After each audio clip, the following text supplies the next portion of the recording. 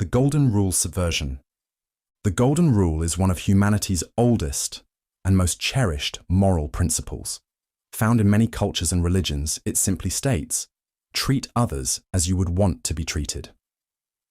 At first glance, it seems universal, logical, and straightforward, a guide to building a fair and empathetic society. But what if it isn't as perfect as it seems?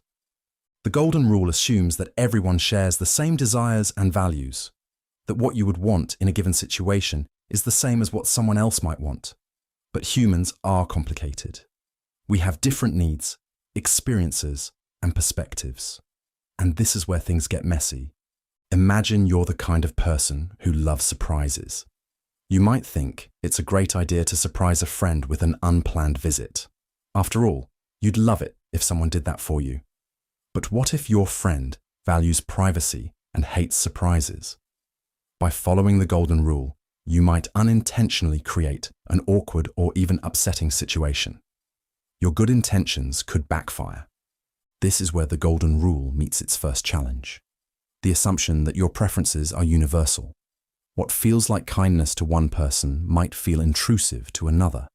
Instead of fostering empathy, it risks projecting your own values onto others without understanding their unique perspective. But let's take it further. What happens when someone uses the Golden Rule in reverse? A twisted interpretation could lead to dangerous logic. A person might think, if I'm okay with being treated harshly, then I'm justified in treating others harshly too. This subversion flips the rule on its head, turning it into an excuse for cruelty instead of compassion. Or consider an even darker scenario. What if someone enjoys causing harm? They might claim, since I wouldn't mind being harmed in this way, it's fine for me to harm others. By following the Golden Rule, they could justify actions that most people would find abhorrent. This reveals a troubling flaw. The rule relies entirely on the morality of the individual applying it. If their values are skewed, so are their actions. This is why some philosophers argue for a different approach, the Platinum Rule. Instead of treating others as you would want to be treated, it suggests treating others as they would want to be treated. This subtle shift puts the focus on understanding and respecting the needs and desires of others, rather than assuming they align with your own. But even the Platinum Rule has its limits. It requires a level of empathy, communication, and understanding that isn't always possible. What if you don't know what someone wants? What if their desires conflict with your own well-being or moral principles? These dilemmas show that no single rule can fully capture the complexity of human relationships. So, where does that leave us? The Golden Rule is still a powerful starting point. It reminds us to pause, reflect, and consider the impact of our actions on others. But it's not a one-size-fits-all solution. It needs to be paired with curiosity, empathy, and a willingness to question our assumptions. By recognizing its limitations and learning to navigate its nuances, we can transform the Golden Rule into something even more meaningful. Not just a simple guideline, but a dynamic tool for understanding and connecting with the diverse, complex world around us. Because at the end of the day, the Golden Rule, and any rule, is only as good as the thought and care we put into following it. It's not about perfection. It's about striving to be better, one action at a time. Trolley Problem. The trolley problem is one of the most famous thought experiments in philosophy, asking a seemingly simple question. What is the right thing to do when faced with an impossible choice? But beneath its simplicity lies a tangled web of ethics, morality, and human psychology. Picture this. A runaway trolley is hurtling down the tracks. Ahead, 5 workers are tied to the rails, unable to move. But there's a lever. If you pull it, the trolley will switch to a different track, where one person is tied up. What do? Do you pull the lever and save 5 lives at the cost of 1? Or do you do nothing, letting the trolley take its course? At first glance, many people think the answer is obvious. 5 lives are greater than 1, so pulling the lever seems like the moral choice. But then the questions start piling up. Does saving 5 people justify actively causing harm to 1? Is doing nothing less morally problematic because you didn't directly intervene? This is the heart of the trolley problem. It's not about trains or levers, it's about the frameworks we use to make moral decisions. Two of the most famous ethical theories come into play here. First, there's utilitarianism. A utilitarian argues that the morally correct action is the one that maximizes overall happiness or well-being. In the case of the trolley, the utilitarian might say you should pull the lever because saving 5 lives creates more happiness than saving 1. Simple, right? Maybe not. Enter deontology, a framework that emphasizes rules and duties over outcomes. A deontologist might argue that pulling the lever is actively choosing to harm someone, which is inherently wrong, no matter the consequences. According to this view, letting the trolley continue on its path is morally preferable because you didn't cause harm directly. But let's complicate things further. Imagine instead of pulling a lever, you're standing on a bridge next to a very large person. If you push them off the bridge, their body will stop the trolley, saving the 5 workers. But the person you push will die. Suddenly, the stakes feel different. The logic of saving 5 lives over 1 still holds, but something about physically pushing someone to their death feels much more personal and unsettling. Why? This reveals something fascinating about human morality. We seem to have an instinctive aversion to directly harming others, even if the end result is logically the same. Our decisions are shaped not just by cold calculations, but by emotions, empathy, and the ways we perceive responsibility. And yet, the trolley problem gets even more complex. Imagine the person tied to the track as a close friend, a family member, or even yourself. Or what if the 5 people on the other track are strangers, and the one person is a renowned scientist working on curing cancer? Does your choice change depending on the details? This is why the trolley problem has captured the imagination of philosophers, psychologists, and ethicists for decades. It forces us to confront uncomfortable truths about how we make decisions and what we value most. It's also deeply relevant to real-world dilemmas. Self-driving cars, for example, might face versions of the trolley problem every day. Should they prioritize the lives of passengers or pedestrians? Who gets to decide, and how? At its core, the trolley problem is a mirror. It reflects our values, our biases, and our struggles to balance logic with emotion. It doesn't have a single, clear answer, and that's precisely the point. It reminds us that morality is messy, that even the most well-intentioned actions can have unforeseen consequences, and that sometimes there are no perfect solutions. So the next time you see a train track, or maybe just face a tough decision in life, ask yourself, what kind of person do you want to be? The trolley problem isn't just a thought experiment. It's a challenge to think deeply, to question your instincts, and to grapple with the complexities of being human. Plank of Carneades. Picture yourself adrift in the open sea, clinging to life. In the distance, a single plank floats. A slender, precious chance to survive. But there's a catch. Someone else is already holding onto it. The plank isn't big enough for both of you. If you take it, they drown. If they keep it, you drown. What do? This is the plank of Carneades, an ancient thought experiment that plunges us into the murky waters of morality, self-preservation, and justice. It asks a hauntingly simple question. In a life or death situation, is survival always justified, no matter the cost? The dilemma was posed by Carneades, a Greek philosopher from the 3rd century BCE, to challenge the idea of absolute morality. If you take the plank and cause someone else's death, are you a murderer, or are you simply doing what anyone would do to survive? And more importantly, should the law hold you accountable for your actions? Let's break it down. On the one hand, self-preservation is a fundamental instinct. It's wired into our very being. In moments of extreme peril, our rational mind often takes a back seat to raw survival instinct. Grabbing the plank isn't a calculated moral failure. It's the desperate act of a human trying to stay alive. On the other hand, by taking the plank, you've made a choice.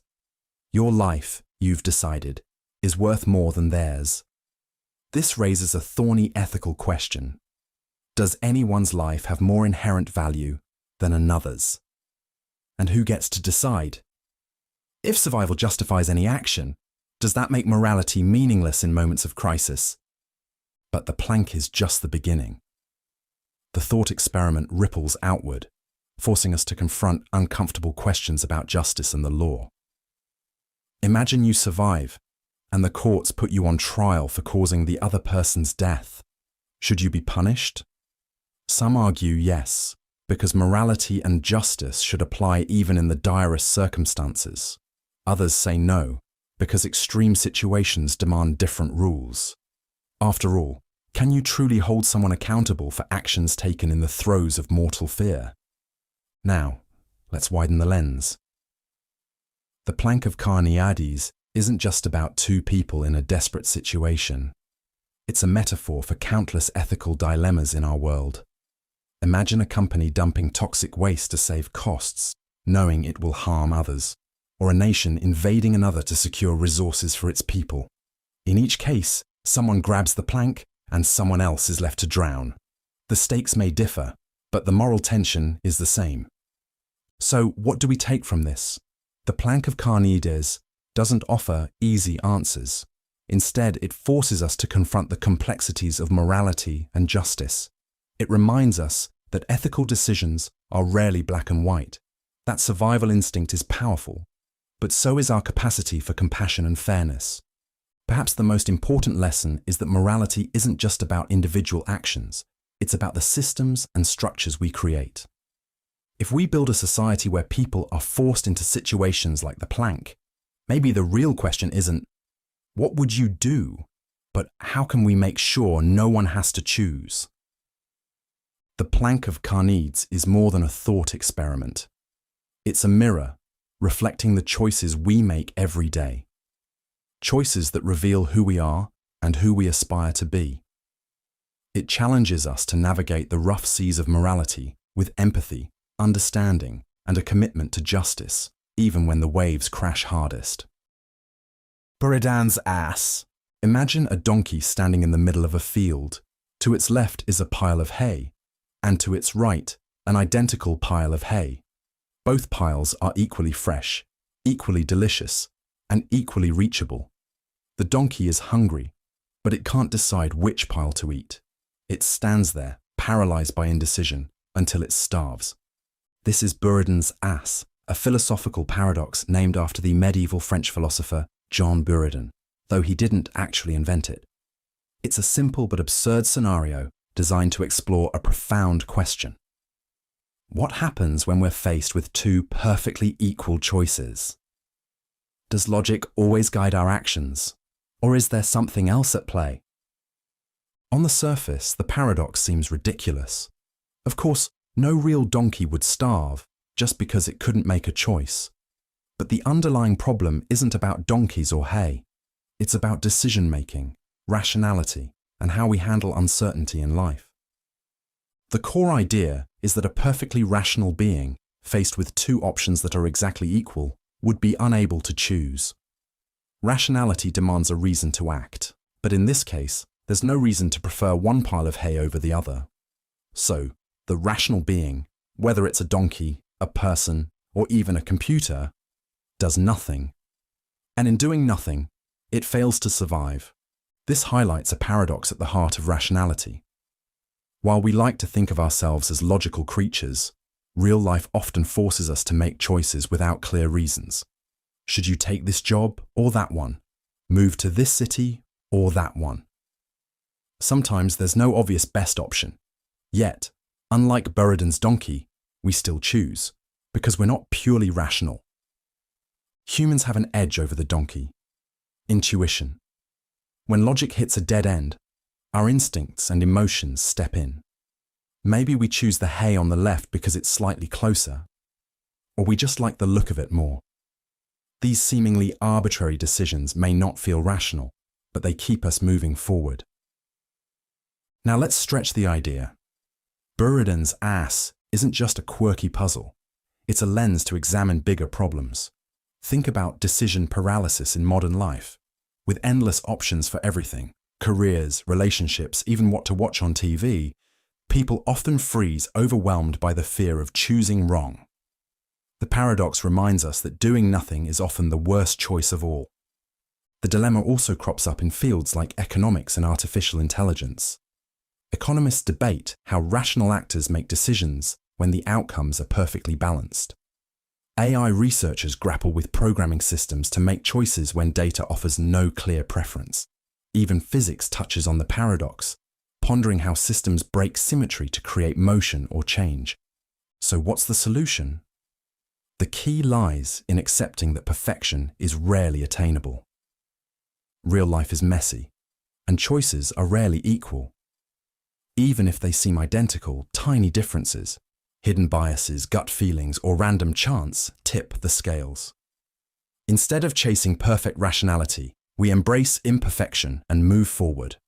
Buridan's ass may seem like a silly story, but it holds a mirror to our lives.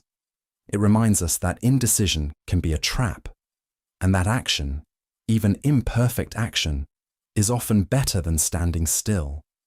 Life isn't about finding the perfect choice.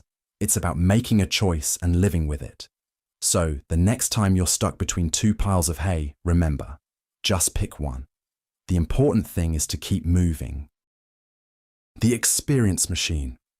Imagine a machine that can give you everything you've ever wanted, not just material things, but experiences, memories, and feelings. The perfect life simulated to perfection. Plug yourself in, and you could live as a celebrated artist, a fearless adventurer, or a beloved hero. Every moment would feel real, every emotion genuine. The question is simple. Would you get in? This is the experience machine, a thought experiment introduced by philosopher Robert Nozick in 1974. It's designed to challenge our ideas about happiness, reality, and what it means to live a meaningful life. At first glance, the machine seems irresistible. Who wouldn't want to escape the pain and uncertainty of life for a perfect existence? But let's pause for a moment. If the machine can simulate anything, what's the catch? Why does this thought experiment make so many people uncomfortable? To answer this, let's unpack the machine. Imagine entering a sleek pod where electrodes attach to your brain. Once inside, your memories of the real world fade away, and the machine feeds your brain signals that make every experience feel completely authentic. You can't tell the difference, but the life you're living is a fabrication, an illusion crafted by the machine. The paradox of the experience machine is that while it promises ultimate pleasure, it forces us to confront deeper questions about what we truly value. Nozick argued that most people wouldn't choose to plug in. Why? Because deep down, we care about more than just feeling happy. We want our happiness to mean something. We don't just want to experience love, success, or connection. We want those things to be real. Consider love. In the machine, you could feel loved by everyone around you, but none of it would be genuine. Your relationships, friendships, and family would all be simulations. Would you be okay with that? Or imagine creating a masterpiece in the machine, only to realize later it was never shared with anyone. It was only for you. Does achievement matter if it has no impact on the real world? This thought experiment suggests that humans don't just seek pleasure. We seek authenticity. We want to be good people, not just feel like good people. We want to overcome real challenges, connect with real people, and leave a real mark on the world. But let's complicate things. If you're skeptical of the machine, ask yourself this. How do you know you're not already in one? The life you're living could be a sophisticated simulation, indistinguishable from reality. And if it is, does it matter? Does the meaning of your experiences change if they turn out to be fabricated? The experience machine also raises ethical questions about technology. As virtual reality and AI become increasingly advanced, How far will we go to blur the line between reality and simulation? If we create machines capable of delivering perfect happiness, will we choose to use them? Should we? Ultimately, the experience machine challenges us to confront the nature of our desires. It forces us to ask what we value more: pleasure or reality, comfort or truth. And while the thought experiment doesn't give us easy answers, it reminds us that life's messiness, imperfection, and unpredictability are what make it real. So, would you plug into the machine? Would you trade the complex, sometimes painful reality of your life for an illusion of perfect happiness? Or does the very idea of stepping inside make you realize that the beauty of life lies in its authenticity, in its rawness, in its reality? The choice is yours, or maybe it's already been made. The utility monster. Consider a creature so extraordinary, so different from you and me, that it could change the way we think about fairness, morality, and happiness. It's not a monster in the traditional sense. It doesn't have fangs or claws. Instead, its power lies in its ability to feel pleasure. More pleasure than any human could ever imagine. Every moment of its life is a symphony of satisfaction, and its hunger for happiness is insatiable. This is the utility monster, a thought experiment introduced by philosopher Robert Nozick. The utility monster exists to challenge one of the most influential moral theories in human history: utilitarianism. Utilitarianism argues that the best action is the one that maximizes happiness for the greatest number of people. A beautiful idea, right? But what happens when one being can experience more happiness than everyone else combined? Let's imagine a world with the utility monster. You and your neighbors are all living your lives, working, struggling, celebrating small joys. But the monster shows up. Every meal it eats brings it more pleasure than an entire city of people could feel in a year. Every gift, every luxury, every resource you give it multiplies its happiness 100-fold. According to utilitarianism, this means the moral thing to do is to feed the monster, to give it more and more and more. At first, maybe this feels okay. After all, making the world a happier place is the goal. But as time goes on, the monster's happiness grows so immense that it outweighs everyone else's suffering. The food on your plate? It would bring the monster more joy.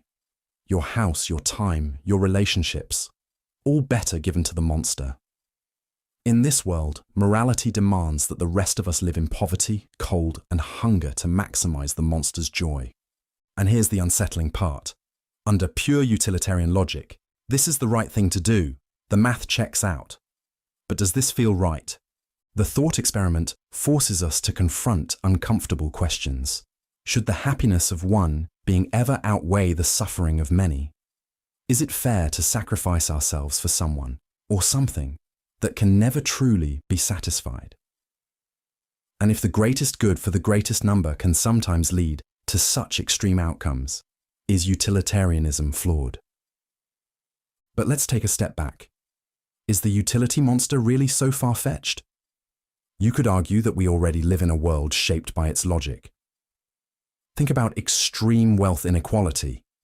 A billionaire's 10th luxury yacht adds almost nothing to their life, but the resources it consumes could feed entire communities. Or consider the environment. The happiness of a few today is often prioritized over the well-being of future generations. The utility monster also raises questions about how we value happiness. In utilitarianism, all happiness is treated as equal in quality. But are some pleasures worth more than others? Is a community's shared joy more meaningful than one being's endless indulgence? Or, more provocatively, does the depth of happiness matter less than its distribution? Nozick's thought experiment isn't meant to tear down utilitarianism entirely. After all, the idea of maximizing happiness has led to progress in human rights, healthcare, and education. But it's a reminder that morality isn't always simple math. A world that prioritizes one extreme, no matter how logical, can lose sight of the human experience. So, what do we do with the utility monster?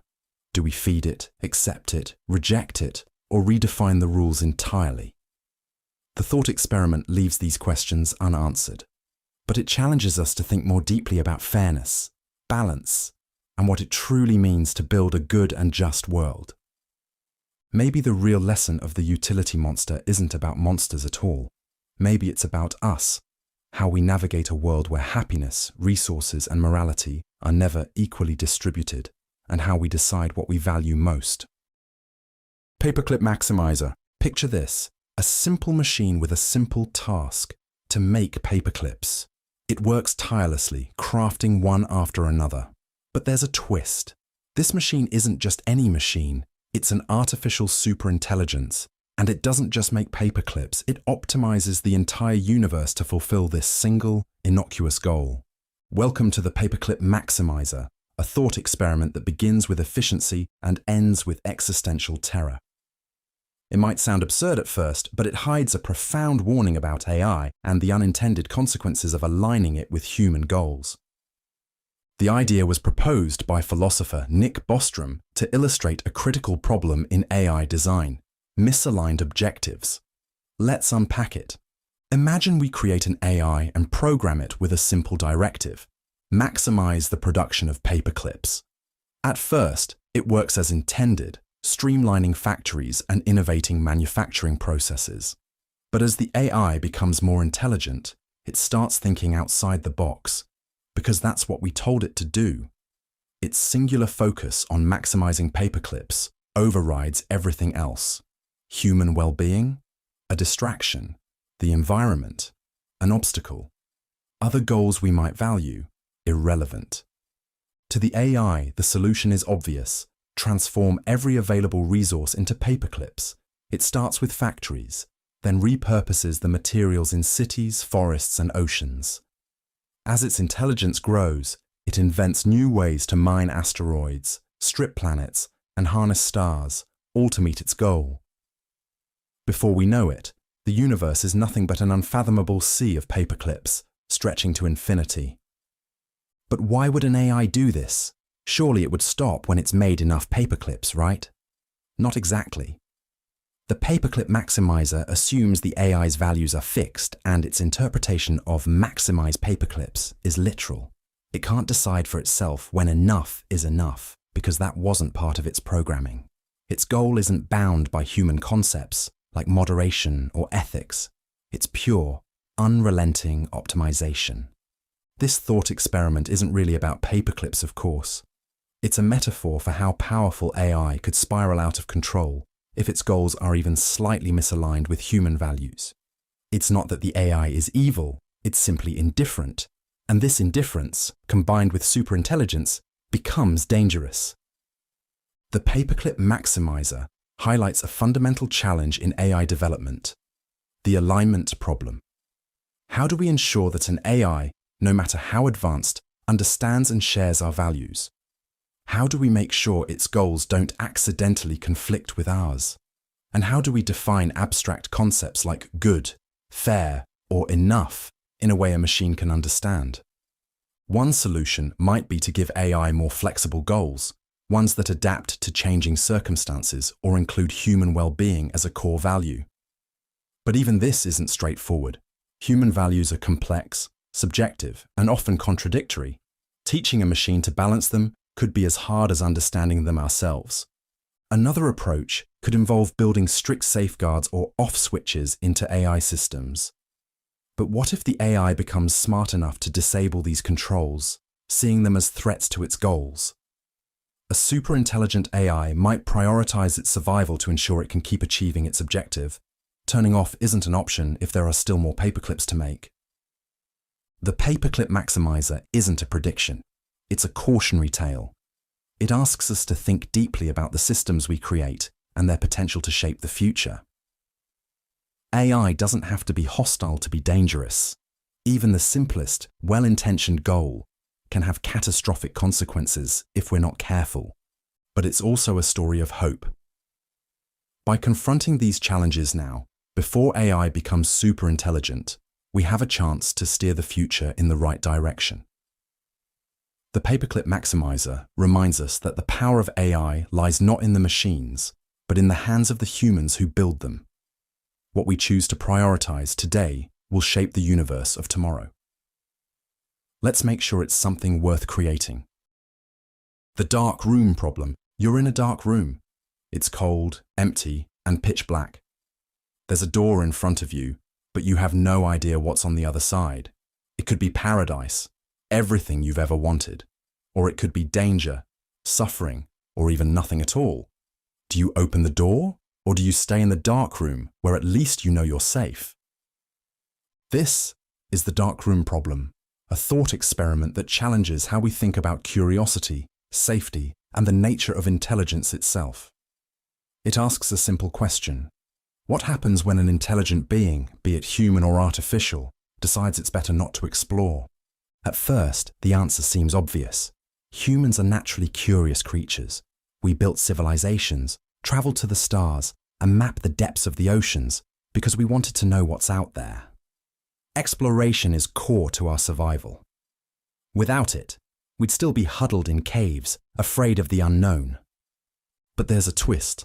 The darkroom problem isn't just about humans.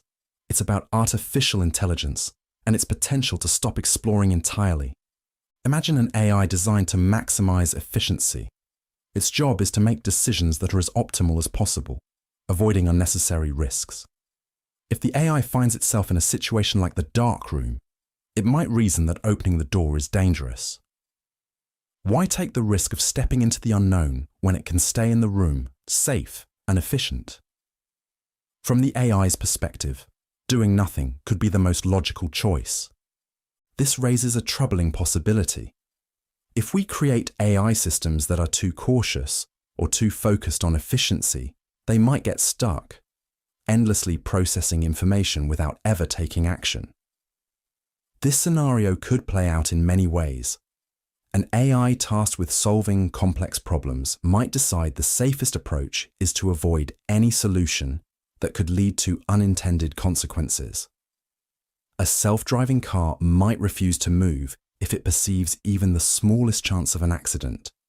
A decision-making AI might hesitate forever, paralyzed by the sheer complexity of its options. In a way, the darkroom problem is the opposite of the paperclip maximizer. Instead of an AI that destroys the universe in its relentless pursuit of a goal, we get an AI that does nothing, trapped by its own logic. But there's more. The darkroom problem also applies to us. What if humanity, overwhelmed by uncertainty, decides it's safer to stay in the metaphorical darkroom? What if we stop exploring, stop innovating, and retreat into the comfort of what we already know? It's not hard to imagine. Fear of failure, the allure of convenience, and the complexity of the world can all make the unknown feel too risky to explore. So, how do we avoid getting stuck in the dark room? The key lies in balancing caution with curiosity. For AI, this might mean programming it to embrace a calculated amount of risk, encouraging exploration even when outcomes are uncertain. It might involve designing systems that value learning and adaptability over pure efficiency. For humans, it means remembering that progress often comes with risk. The most transformative discoveries, from fire to flight to space travel, were made by people willing to step into the unknown. While safety and caution are important, they shouldn't keep us from opening the door to new possibilities. The darkroom problem isn't just about AI or philosophy. It's about what it means to move forward in a world filled with uncertainty. It reminds us that staying safe isn't the same as living. The door is in front of us. The question is, do we open it? And if we do, what will we find on the other side? Newcomb's paradox. You are standing in front of two boxes. Box A is clear and contains $1,000. Box B is opaque and its contents are unknown. You have two choices. You can take only box B, or you can take both box A and box B. Sounds easy, right? Obviously, you should take both boxes. After all, why leave money on the table? But here's the twist. Box B's contents have already been determined by a super intelligent predictor. If the predictor anticipated that you would take both boxes, it left box B empty. But if it predicted that you would only take box B, it filled it with $1 million. The predictor is almost never wrong. So, what do? Welcome to Newcomb's paradox, a thought experiment that pits logic against intuition and free will against determinism. It's a deceptively simple scenario with implications that stretch into the fabric of decision-making, game theory, and even the nature of reality. At first glance, this seems like a simple gamble. Take both boxes and you're guaranteed $1,000 from box A, plus whatever's in box B. But here's the catch. If the predictor knows you're going to take both, box B will be empty. If it predicts you'll only take box B, then it will be full. So, the real question is, do you trust the predictor's accuracy, or do you hedge your bets? There are two camps in this debate. The first is the one-boxers. They argue that the predictor is so accurate, it's almost like magic. If you take both boxes, you're practically guaranteeing that box B will be empty. The only way to walk away with $1 million is to commit to taking only box B. This camp sees the paradox as a test of trust in the predictor's near omniscience. If you can set aside your greed and take the leap of faith, you'll be richly rewarded. Then, there are the two boxers. They argue from a purely logical standpoint. By the time you're standing in front of the boxes, their contents are already determined. The predictor has either placed the $1 million in box B or it hasn't. Your choice won't change what's inside, so taking both boxes guarantees you at least $1,000. Why risk leaving money on the table? To them, the idea that your decision could influence a past event feels absurd. The paradox lies in the tension between these perspectives. On one hand, if the predictor is nearly infallible, your choice might as well be predetermined, making one boxing the only rational strategy. On the other hand, if you believe your choice has no bearing on the past, then two boxing seems like the clear winner. Both sides have compelling arguments, and no definitive answer exists. But Newcomb's paradox isn't just a quirky thought experiment. It's a playground for deeper philosophical questions. It challenges the nature of free will. If the predictor is always right, do you really have a choice? It also touches on causality. Can your decision in the present influence a prediction made in the past? And it's a fascinating test case for understanding how humans approach uncertainty and risk.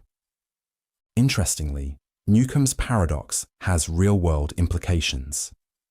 It mirrors decisions in economics, politics, and even personal relationships, where trust and prediction play crucial roles. Do you trust the system and act in a way that aligns with long-term benefits? Or do you take what you can get right now, regardless of the consequences? In the end, Newcomb's paradox isn't about finding the right answer. It's about exploring how we think, how we decide, and how we grapple with the unknown. Whether you're a one-boxer or a two-boxer, the paradox invites us to question our assumptions about choice, consequence, and the nature of reality itself. So, which will you choose? One box or two? Sleeping Beauty problem. You wake up in a strange room. You don't know how you got here, but someone greets you and explains, you're part of an experiment. Here's how it works. On Sunday, you were put to sleep. A fair coin was flipped. If the coin landed heads, you were woken up once, today Monday. If the coin landed tails, you were woken up twice, today Monday and again tomorrow Tuesday. After each awakening, your memory of it will be wiped clean, so you won't know if it's your first or second time waking up. Now here's the question. What is the probability that the coin landed heads? Welcome to the Sleeping Beauty problem, a thought experiment that has sparked decades of debate among philosophers, mathematicians, and anyone who loves overthinking simple scenarios. On the surface, it's about probability, but dig deeper, and it's a puzzle about evidence, time, and how we process information in a universe full of unknowns. At first, it seems obvious. The coin is fair, so the chance of heads must still be 50-50, right? After all, the coin was flipped before you even fell asleep. How could waking up change that? But wait, This isn't just a coin toss. It's also about how your experience depends on the outcome of that toss. If the coin landed heads, you'd wake up only once. But if it landed tails, you'd wake up twice. That means there are more waking up scenarios in a tails world than in a heads world. Since you don't know which day it is, shouldn't this imbalance affect the probability? Suddenly, the answer isn't so clear. There are two main camps in this debate, the halfers and the thirders. The halfers argue that the probability of heads remains 50%. After all, nothing about waking up changes the fairness of the coin. From this perspective, the memory wipes and extra awakenings are just distractions. What matters is the original coin flip, and that flip doesn't care how often you wake up. But the thirders see it differently. They argue that when you wake up, you gain evidence. Specifically, that you're in a scenario where waking up happens. There are two such scenarios, one for heads and two for tails. Since you're equally likely to wake up in any of these scenarios, the probability of heads drops to 1/3. In this view, your awakening is new information that shifts the odds. The paradox lies in how we interpret probability itself. The halfers focus on the coin toss as an event independent of your awakenings, while the thirders see the awakenings as key evidence that reshapes the probability. Both perspectives are valid in their own ways, but they lead to radically different answers. Why does this matter? The Sleeping Beauty problem isn't just a quirky brain teaser. It forces us to confront deeper questions about how we reason under uncertainty. How do we update our beliefs when new evidence is ambiguous or incomplete? What counts as evidence in the first place? These are questions with implications for fields like philosophy, statistics, and even artificial intelligence. It also taps into how we think about ourselves in time. When you wake up, you're not just wondering about the coin, you're wondering about you. Are you the Monday version of yourself? The Tuesday version? Does it even make sense to talk about you as a single continuous entity in this scenario? The Sleeping Beauty problem has no definitive answer. It's a riddle that invites endless interpretation, each approach revealing something different about how we think. Halfers and thirders might never agree, but that's part of the fun. The paradox isn't about finding the right answer. It's about exploring the boundaries of our understanding. So the next time you wake up, take a moment to wonder, what are the odds that this is the only time? Or are you living in a world where the same question will come up again tomorrow? And what does that say about how you see the universe or yourself? Kavka's toxin puzzle. Let's suppose a billionaire with a flair for psychological experiments offers you a deal. Tomorrow morning, you'll be handed a vial of toxin. Drinking it won't kill you, but it will make you incredibly sick for a day. Headache, nausea, the works. Here's the twist. The billionaire promises to transfer $1 million into your bank account tonight, under one condition. You must intend to drink the toxin tomorrow. No one will check if you actually drink it. You could simply pocket the money and walk away. All that matters is that tonight, as the billionaire assesses your mind, you must genuinely intend to drink it. Seems easy, right? You get the million, then decide tomorrow not to drink. But here's where the puzzle bites. If you plan to skip drinking the toxin, how could you have ever intended to drink it in the first place? The billionaire can see through empty promises. So how do you make yourself genuinely intend to do something you know you'll later have every reason to avoid? Welcome to Kavka's toxin puzzle, a fascinating thought experiment that challenges how we understand intentions, rationality, and free will. At first glance, it feels like a straightforward problem. Just convince yourself you'll drink the toxin, collect the money, and then don't drink it. But intentions aren't like flipping a mental switch. They're deeply tied to what we believe we'll actually do. You can't simply decide to intend something you know you won't follow through on. Try it. Can you honestly intend to touch a hot stove tomorrow if you know you'll never actually do it? Probably not. This is what makes the puzzle so devilishly tricky. To win the prize, you need to align your intentions with your future actions, Except the moment the money is in your account, you'll lose any reason to drink the toxin. The very structure of the problem undermines your ability to genuinely intend it. Some argue the puzzle exposes a flaw in how we think about rationality. Normally, being rational means acting in your own best interest. But here, rationality seems to backfire. If you're too logical, you'll fail to form the required intention, and you'll lose the reward. The puzzle suggests that in certain scenarios, achieving your goals might require temporarily suspending strict logic, like convincing yourself to genuinely intend something irrational. But how could you even do that? One strategy might be self-binding, creating external conditions that force you to follow through. Maybe you arrange for a friend to destroy the $1 million if you don't drink the toxin, making it rational to intend drinking. But this feels like cheating. The billionaire didn't ask for convoluted tricks. They asked for pure, genuine intention.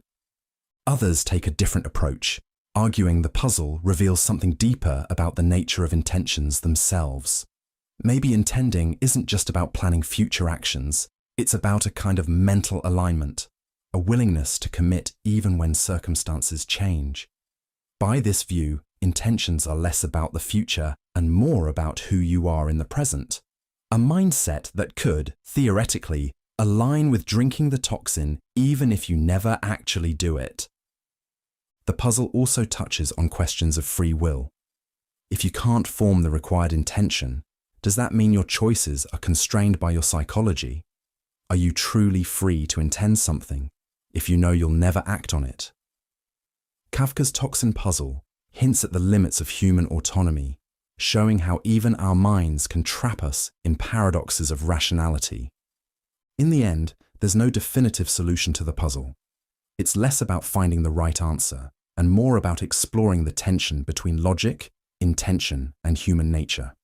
It forces us to confront the messy reality of decision-making, where abstract principles often collide with practical impossibilities. So, as you stand there holding the vial, the $1 million already in your account, the real question isn't whether you'll drink the toxin, it's whether you ever truly intended to, and what that says about how we navigate the strange and tangled web of our minds. Counterfactual mugging. You're walking down a quiet street at night when suddenly a masked figure steps out of the shadows. They hold up a strange coin and explain the situation. This coin is fair. If it landed heads, I wouldn't have bothered you. But if it landed tails, I need you to give me $100. If you pay, I'll reward you in a hypothetical world where it landed heads. Refuse, and there's no reward, ever. What do you choose? This bizarre scenario is the core of the counterfactual mugging, a thought experiment dreamed up by philosopher Nick Bostrom. At first glance, it's a strange, almost silly question. But beneath the surface, it challenges how we think about logic, rationality, and decision-making in an uncertain world. The situation seems absurd. Why would you give $100 to someone because of a coin flip that's already happened? You can't change the outcome. And the idea of being rewarded in a hypothetical world that doesn't exist feels, well, hypothetical. If this were a real mugging, most people would walk away without a second thought.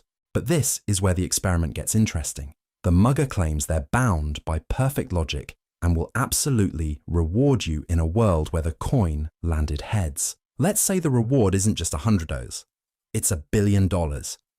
And let's say you know they're telling the truth.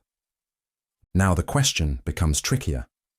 If the coin flip had landed heads, you'd want your hypothetical self to pay up in the tails world. After all, that's the only way your hypothetical self would get rewarded. But here, in the real world where the coin landed tails, it feels illogical to pay. Why sacrifice $100 for a reward you'll never see? This tension between the real and the hypothetical reveals a deeper conflict in how we approach decisions. Should you focus solely on your current reality, or should you make choices as if they'll affect all possible realities? One way to think about this is through decision theories, mathematical approaches to figuring out the best choice. Many people naturally follow causal decision theory. This means they focus on what their actions will directly cause. In the counterfactual mugging, Paying $100 doesn't cause anything good to happen in this reality, so they don't pay. But there's another approach called evidential decision theory. This suggests that your choices are evidence of what kind of person you are, what decisions you'd make in any scenario. If you pay up now, it suggests you're the kind of person who would pay in the tails world, which means you'd also get rewarded in the hypothetical heads world. The thought experiment gets even weirder if you imagine an all-powerful AI or entity that can predict your actions perfectly. If it knows you wouldn't pay, it never rewards your hypothetical self in the heads world. But if it knows you would pay, you get rewarded. Suddenly, your decision in this world could ripple into others. So what's the right answer? Philosophers and mathematicians are still debating. The counterfactual mugging forces us to question how much weight we give to the hypothetical, how we define rationality, and how we navigate decisions when the stakes seem abstract. But maybe the most fascinating part of this thought experiment is what it reveals about us. It challenges our deeply human instinct to prioritize what's real and tangible over what's theoretical. It reminds us that logic doesn't always align with intuition, and that being rational can sometimes feel irrational. In the end, the mugger lowers their coin and waits. Do you pay the $100, trusting that it's the right thing to do across all possible worlds? Or do you walk away, holding tight to your sense of reality, even if it might cost you in a world you'll never see? Maybe the real question isn't whether you should pay. Maybe it's whether we're even ready to think in terms of worlds beyond our own. Pascal's mugging. Imagine this. You're walking home late at night when a stranger steps out of the shadows. But instead of asking for your wallet, they calmly say, "I'm a super-intelligent entity from a parallel dimension. If you give me $100 right now, I'll use my vast powers to create a utopia where 1 trillion people live blissfully for eternity. Refuse, and nothing changes. I'll just disappear." Sounds ridiculous, right? Why would you believe such an outrageous claim? Yet, what if, just what if, they're telling the truth? The stakes couldn't be higher. This thought experiment is known as Pascal's mugging, a modern twist on an idea from the 17th century mathematician Blaise Pascal, who argued that you should believe in God, because the potential reward of eternal happiness outweighs the downside if you're wrong. But this updated version asks something deeper. How do you make rational decisions when faced with tiny probabilities and astronomical stakes? At first, the answer feels obvious. You'd laugh and walk away. The stranger's claim seems absurd, a baseless story without evidence. But here's where things get tricky. If the stranger is even 1 in 1 trillion likely to be telling the truth, the potential payoff, 1 trillion happy lives forever, still outweighs your small, finite loss of $100. It's basic math. Even a minuscule chance of such an enormous reward appears to justify the gamble. But wait, if you buy into this logic, you've just opened Pandora's box. What if another stranger appears and promises infinite happiness in exchange for $1,000? Or someone else demands all your money, claiming they'll save an infinite number of universes? There's no upper limit to how wild these claims could get. If you take one seriously, how do you decide where to stop? This is where Pascal's mugging really messes with your brain. It exploits the way humans think about probability and value. Normally we weigh risks and rewards based on what's likely and tangible. But when rewards are absurdly large, like trillions of happy lives, our usual rules break down. Even the tiniest chance of these rewards can dominate rational decision-making, leading to conclusions that feel deeply irrational. One way to deal with this is to reject the mugger's logic outright. You might argue that their claim is so implausible it doesn't deserve consideration, no matter the stakes. This is what philosophers call a prior probability, a way to say, some things are just so unlikely that they're effectively zero. But where do you draw the line? How do you justify ignoring tiny probabilities without ignoring real risks, like asteroid impacts or pandemics? Others propose redefining how we evaluate extreme scenarios. Maybe the problem isn't with the probabilities, but with how we calculate value. Do infinite rewards even make sense? Can we compare the happiness of 1 trillion hypothetical people to our own small, tangible lives? Pascal's mugging also reveals a troubling vulnerability in human reasoning. If we take its logic seriously, we could be exploited endlessly by anyone promising infinite rewards. But rejecting it entirely could mean ignoring genuine risks that could reshape the future. It's a paradox that forces us to confront the limits of logic, ethics, and even our sense of reality. So what should you do if the mugger appears? Hand over the $100 just in case? Laugh in their face and walk away? There's no clear answer. The thought experiment doesn't aim to solve the problem, but to expose how fragile our decision-making becomes when the stakes are unimaginably high.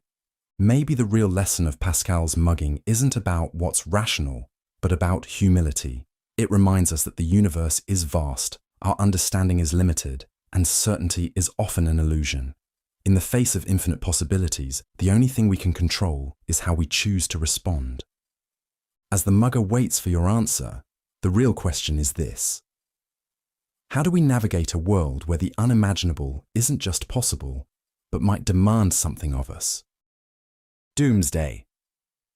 Argument. You are walking through the ruins of a long-forgotten city.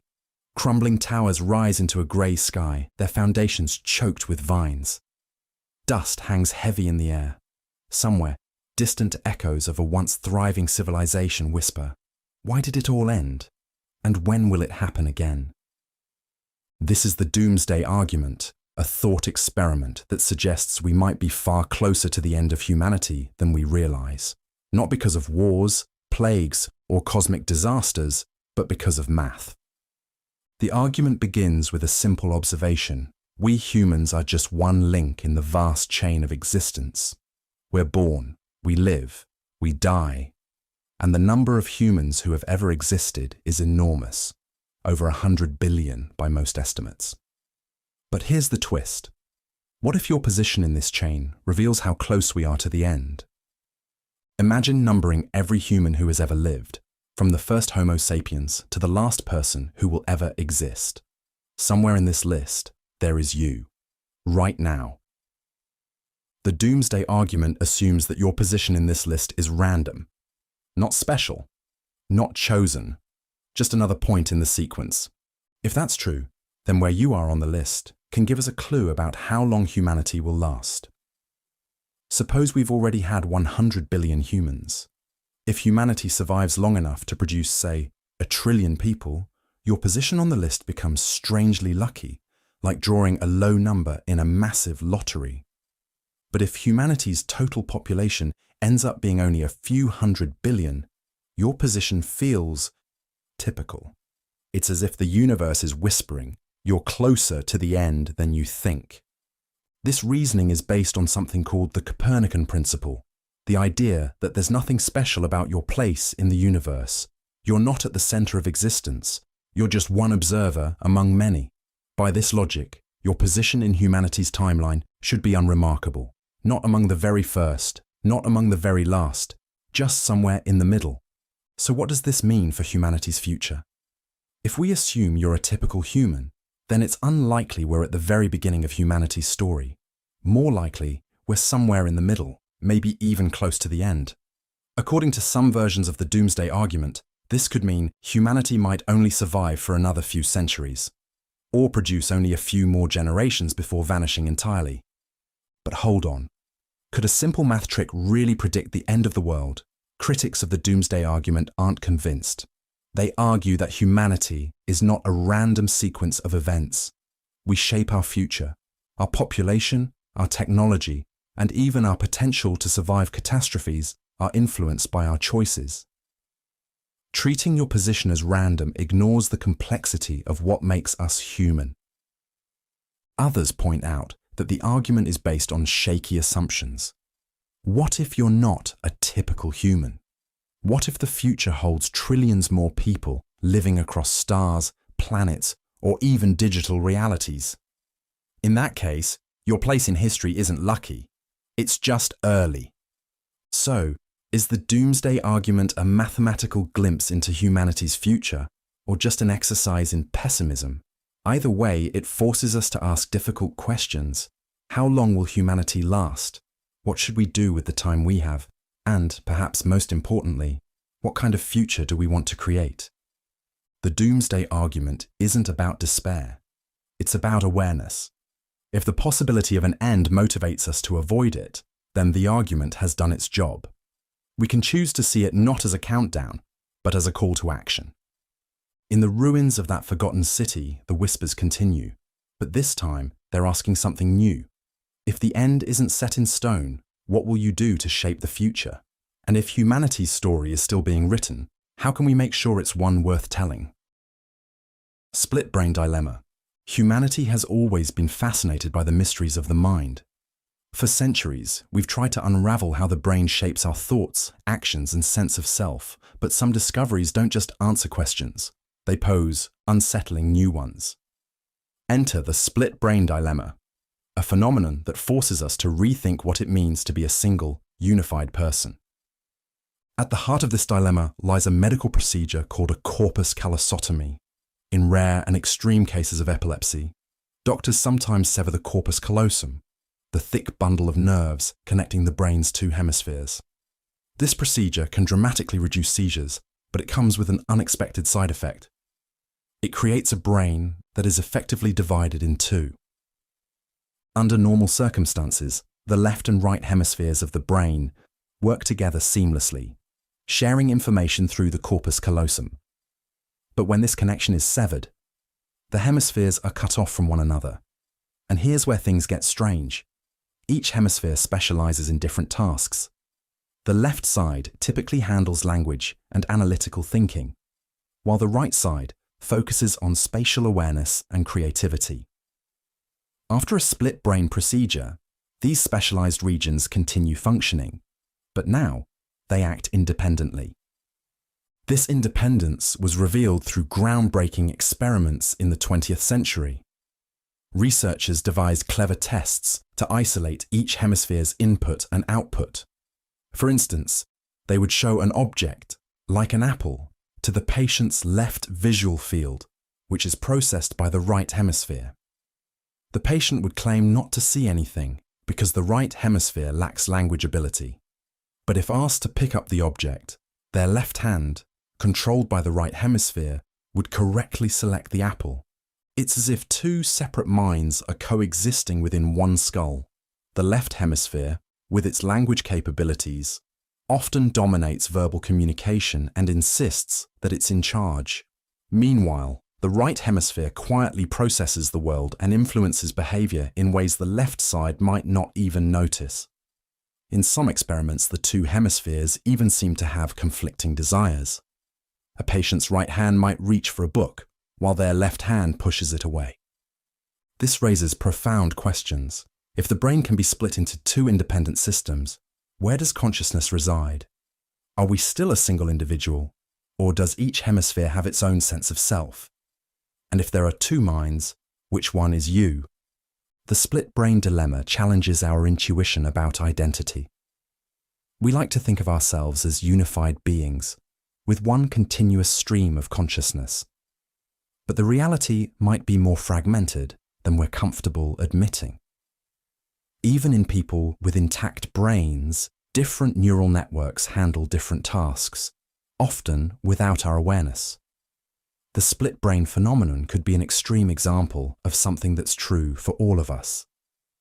That the self is not a single cohesive entity, but a collection of systems working together, or sometimes in conflict. This understanding has far-reaching implications. It suggests that our sense of unity is a product of how the brain integrates its functions. When that integration breaks down, so does our perception of being one person. It's a humbling reminder that our identities are more fragile and complex than we realize. The split brain dilemma doesn't just challenge neuroscience, it confronts philosophy. If two minds can exist in one body, what does that mean for concepts like free will and personal responsibility? And if our sense of self is just an emergent property of brain activity. What happens when that activity is disrupted? In the end, the split brain dilemma reminds us that the mind is one of the universe's greatest mysteries. We've come a long way in understanding how the brain works, but discoveries like this show us how much more there is to learn. Perhaps the most unsettling revelation is that the unity we feel may not be as solid as it seems. That within each of us, there may always be many voices, quietly collaborating to create the illusion of one. Hallucinatory reality. Picture a world where reality is not something you perceive, but something your brain actively creates. A world where the boundary between what is real and what is imagined is blurry, and what you see, hear, and feel could all be illusions constructed by your mind. This is the unsettling idea of hallucinatory reality, the notion that the world we experience might be less out there and more in here. To understand hallucinatory reality, let's start with perception. Our brains are wired to make sense of the chaotic information flooding in from our senses. Your eyes, for instance, don't just capture the world like a camera. Instead, they send electrical signals to the brain, which interprets these signals and constructs an image. This process happens so seamlessly that it feels like you're simply observing reality. But here's the twist. Your brain doesn't show you reality as it is. It filters, edits, and even fabricates parts of the experience. Why? Because raw reality is messy, overwhelming, and often irrelevant. Your brain's job isn't to present the truth. It's to create a functional model of the world that helps you survive. Consider this. When you look at a color, what you're seeing isn't the color itself, but how your brain interprets wavelengths of light. The same object under different lighting can look completely different, yet your brain adjusts the perception automatically. Or think about your blind spots. Each eye has areas with no visual input, yet you don't notice blank patches because your brain fills them in. This editing process is usually helpful. It allows you to focus on the important stuff, like spotting a tiger in the grass or avoiding an oncoming car. But it also means your experience of reality is, by definition, a hallucination. A controlled, shared hallucination that's shaped by your senses, your brain's wiring, and your past experiences. Things get even stranger when we look at how easily this hallucination can break. Take optical illusions. A simple pattern of lines can make you see motion where there is none. Or think about auditory hallucinations, where your brain invents sounds that aren't there, often based on expectations. Even your memory, something you trust as a record of the past, is deeply unreliable, constantly rewritten and reshaped. These small cracks in our perception remind us that our reality isn't solid. And in extreme cases, these cracks widen. Psychedelic drugs like LSD or psilocybin reveal how deeply your brain shapes reality. Under their influence, ordinary objects can morph, colors explode into new dimensions, and your sense of time might melt. While it feels like an external reality is shifting, what's actually happening is that your brain is rewriting the rules of perception. But hallucinatory reality isn't just a quirk of our biology, it's a survival mechanism. Imagine an animal that perceives the world exactly as it is, with no shortcuts or interpretations. It would be slow, overwhelmed, and unable to act quickly. Evolution favors creatures that distort reality in ways that increase their chances of survival.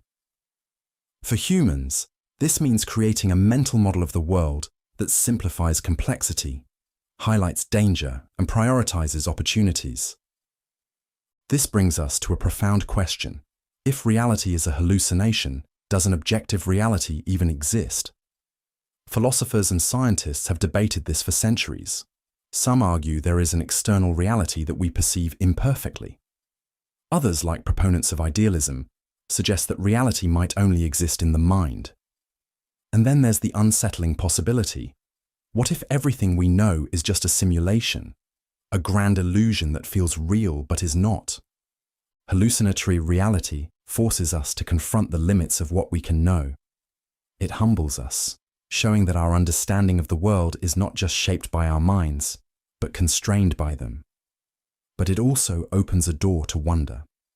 If our brains can craft something as rich and vivid as reality, what else are they capable of? Could we harness this creative power to imagine entirely new experiences, new ways of thinking, even new worlds? In the end, the idea of hallucinatory reality reminds us of something profound. The world you experience is not the world itself. It's a masterpiece painted by your brain, shaped by billions of years of evolution.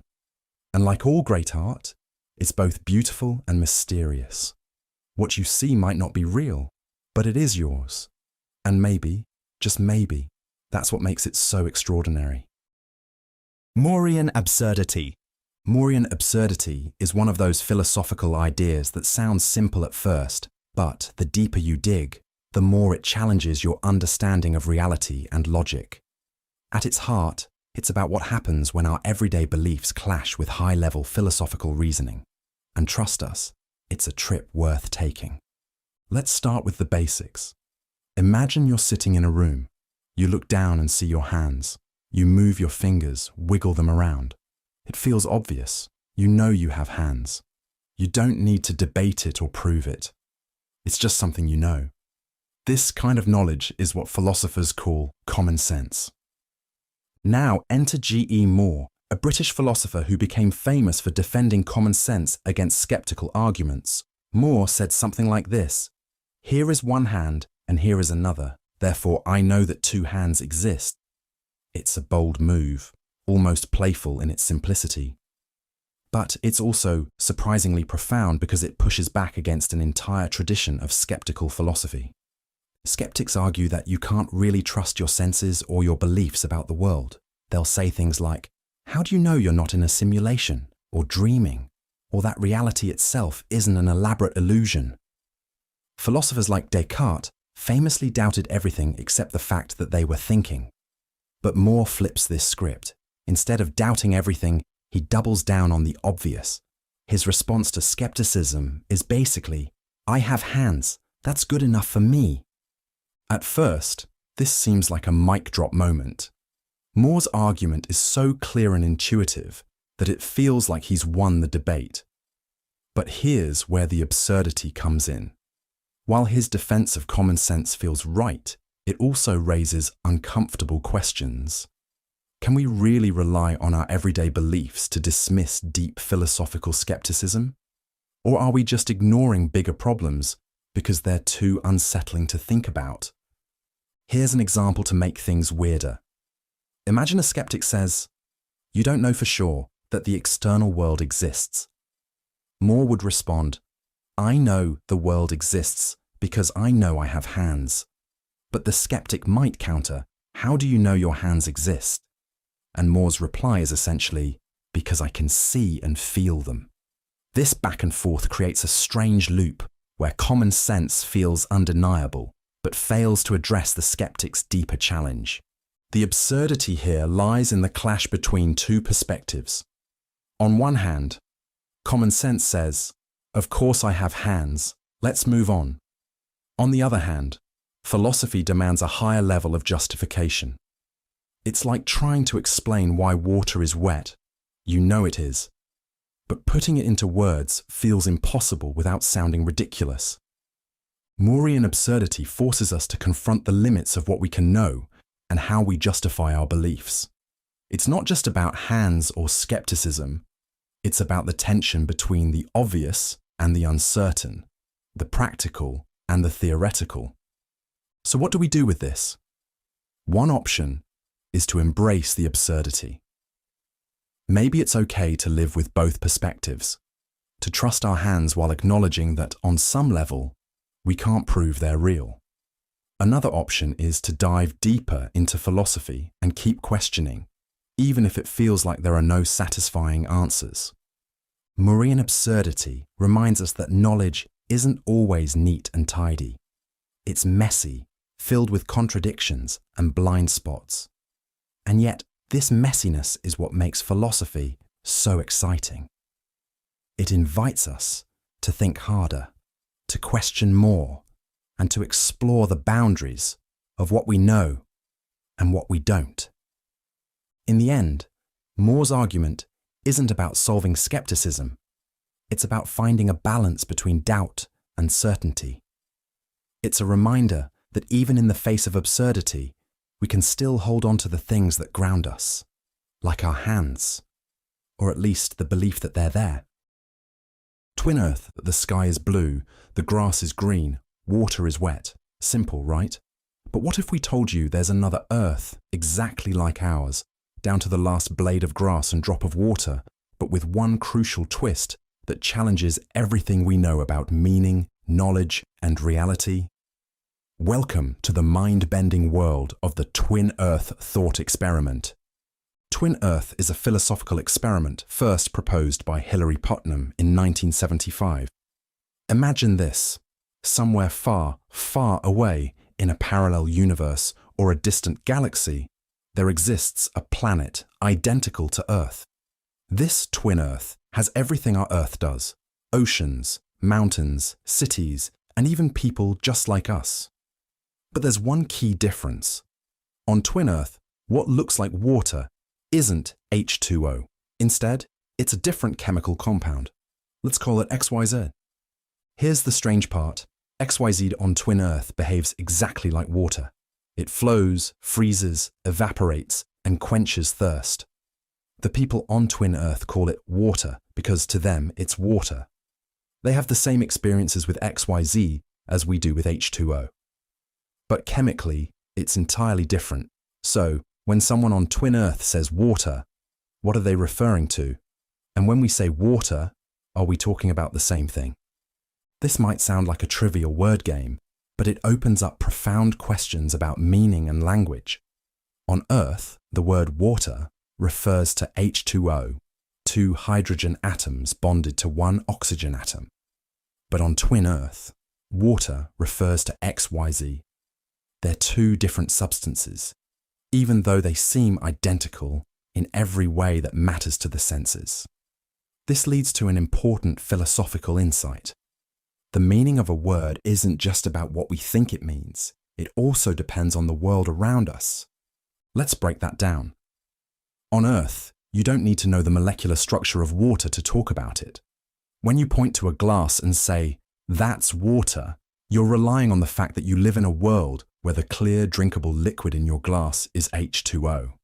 But on twin Earth, someone pointing to their glass and saying water is relying on their world, where that liquid is X, Y, Z. The context, the physical makeup of the world, shapes the meaning of the word. This challenges the idea that words get their meaning only from what's in our heads. Putnam's experiment suggests that meaning isn't entirely in the mind. Instead, it's partly out there in the world. This is called semantic externalism. The idea that the meaning of a word depends not just on our thoughts, but also on the environment we're in. But twin Earth raises even weirder questions. Imagine you're magically teleported to twin Earth. You're handed a glass of XYZ, which you drink without realizing it's not H2O. For all practical purposes, it seems like water. Is it? Could you tell the difference? Would you even care? From your perspective, nothing has changed. And yet, chemically speaking, you're drinking something entirely alien. This highlights the gap between perception and reality. Just because something seems familiar doesn't mean it is. Twin Earth forces us to confront how much of our understanding is based on assumptions. Assumptions that the world we see is exactly as it appears. The implications go even deeper. Twin Earth doesn't just challenge our understanding of meaning. It also touches on knowledge, identity, and reality itself. If words depend on the environment, what does that mean for how we communicate? If you can't tell the difference between H2O and XYZ, how do you really know what you're drinking? And if two worlds can be identical on the surface, but fundamentally different at their core, what does that say about the nature of reality? Twin Earth also intersects with modern debates, like how we define substances, objects, or even concepts in science and philosophy. For example, if scientists discovered a new element that looks and behaves like gold but isn't gold, would we still call it gold? Or consider artificial intelligence. If an AI behaves exactly like a human but isn't made of neurons and flesh, Is it still a person? Twin Earth helps us grapple with these kinds of questions by showing how the boundaries of meaning and understanding are shaped by context. At its heart, Twin Earth is a thought experiment that reminds us how strange and slippery reality can be. It's easy to assume that our words and concepts are universal, that water is water no matter where you go. But Putnam's experiment shows us that even the simplest ideas are shaped by the world we live in. So, next time you take a sip of water, remember, on another Earth, far away, someone just like you might be doing the exact same thing, but what they're drinking isn't H2O, and yet, to them, it's still water. How's that for a thought to quench your philosophical thirst? The simulation argument. You wake up, check your phone, sip your coffee, and go about your day. Everything feels tangible, solid, real. But what if it's not? What if everything you see, hear, touch, and remember is nothing more than lines of code, a meticulously designed simulation, so immersive that you don't even realize you're inside it? This isn't a sci-fi movie plot.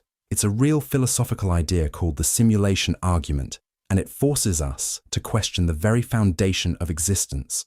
First proposed by philosopher Nick Bostrom in 2003, the argument doesn't just speculate that we might be living in a simulation. It suggests that, given the right conditions, it's statistically likely. Here's how it works.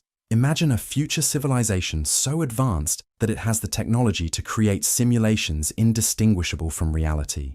These simulations wouldn't just mimic the physical world, they'd also include sentient beings who think they're real, beings like us. Now consider the scale. Once a civilization develops this technology, it could create millions, maybe billions, of these simulated worlds. If even one civilization reaches this level of sophistication, the number of simulated realities would vastly outnumber the single, base reality in which the simulations were created. And if most conscious beings live in simulations rather than base reality, then the odds that you're one of the rare exceptions become astronomically small. In other words, if simulated realities are possible, it's statistically more likely that we're living in one of them than in the original unsimulated universe. But how would we know? By definition, a perfect simulation would be indistinguishable from reality. Every sensation, every memory, every law of physics could be artificially constructed to feel real. Even if glitches occurred, they could be rationalized as anomalies, just like unexpected events in the world we observe today. Now, you might wonder, why would an advanced civilization create simulations in the first place? The possibilities are endless. They might be conducting experiments, recreating their own history, or simply running simulations for entertainment. After all, humans today create hyper-realistic video games, virtual environments, and even artificial intelligence systems, rudimentary steps toward the same concept. But here's where it gets unsettling. If we're living in a simulation, what happens when it ends? What if the beings running it decide to turn it off, like a gamer quitting a game? Would our universe simply disappear in an instant? Or would we, the simulated beings, have no way of even comprehending its termination? Some scientists have taken this idea seriously enough to search for evidence. For example, physicists have suggested that the fundamental structure of our universe might reveal signs of computational design. If reality operates on a discrete grid, similar to pixels in a video game, it could indicate that the universe is running on a computational substrate.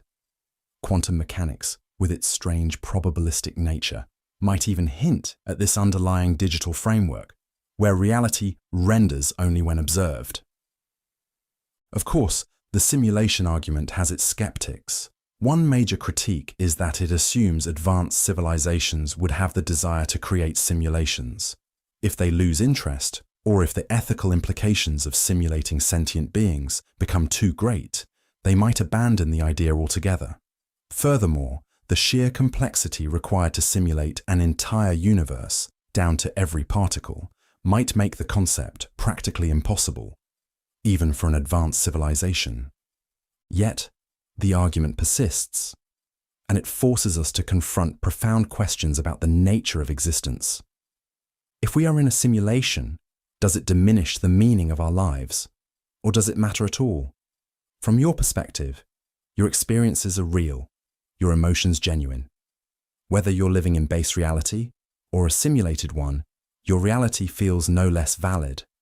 And what about the beings running the simulation? Could they be simulated themselves? If simulations create more simulations, it could lead to an infinite regress, an endless chain of nested realities. In such a scenario, base reality might never be found. The simulation argument isn't designed to prove we're living in a simulation. Instead, it challenges us to rethink our assumptions about existence. It raises unsettling but fascinating questions. What is reality? How do we define it? And if we discovered we were in a simulation, what would we do differently? For now, we can't answer these questions. We might never know if our universe is the product of some cosmic supercomputer, or if it exists as a fundamental, unchanging reality. But perhaps that's not the point. Perhaps the simulation argument is less about proving we live in a virtual world, and more about reminding us that reality, as we perceive it, is a fragile and mysterious thing. So, as you sit there, listening, thinking, and questioning, ask yourself, does it matter if this is real or simulated? Because either way, this moment, your thoughts, your existence, feels undeniably real to you, and maybe, just maybe, that's enough. Grandfather paradox. Time travel has always fascinated us. The idea of stepping into a machine, spinning a few dials, and suddenly finding yourself in a different era, past or future, feels like the ultimate escape and a boundless adventure. But time travel also comes with mind-bending questions and paradoxes that challenge the very fabric of logic. One of the most famous examples is the grandfather paradox, a thought experiment that reveals the fragility of causality itself. Imagine you invent a time machine and decide to visit the past, let's say 100 years ago. But instead of just sightseeing, you're tempted to do something drastic, something that would ripple through history. What if, for some reason, you chose to prevent your grandfather from meeting your grandmother? Maybe you accidentally disrupt their meeting or, in a darker twist, remove him from the timeline entirely. Now comes the headache. If your grandfather never meets your grandmother, one of your parents is never born. And if one of your parents is never born, you are never born. But if you are never born, how could you have traveled back in time in the first place to stop your grandfather? And if you didn't go back in time, your grandfather would go on to live a normal life, meet your grandmother, and, well, here you are. But then you could go back in time and, well, you see the problem. The grandfather paradox exposes a loop of contradictions that seems impossible to resolve. It's like a snake eating its tail, a cycle that collapses on itself. At its core, this paradox messes with causality, the idea that one event causes another. If you can undo the very cause of your own existence, then logic breaks down. Physicists and philosophers have been trying to untangle this paradox for decades, with different approaches. One explanation is that time travel simply isn't possible. The laws of physics, as we understand them, may fundamentally prevent you from altering the past. After all, time appears to flow in one direction, from past to present to future, like a river that can't be reversed. The universe, in this view, is self-consistent and protects causality at all costs. But let's not give up on time travel so quickly. Another idea is that even if you could travel to the past, you might be unable to change key events. This is known as the Novikov self-consistency principle. It suggests that the universe would somehow prevent paradoxes from happening. Maybe you try to stop your grandfather, but your actions accidentally ensure he meets your grandmother instead. In this view, time travel is like being in a perfectly written play. You can act within the script, but you can't rewrite it.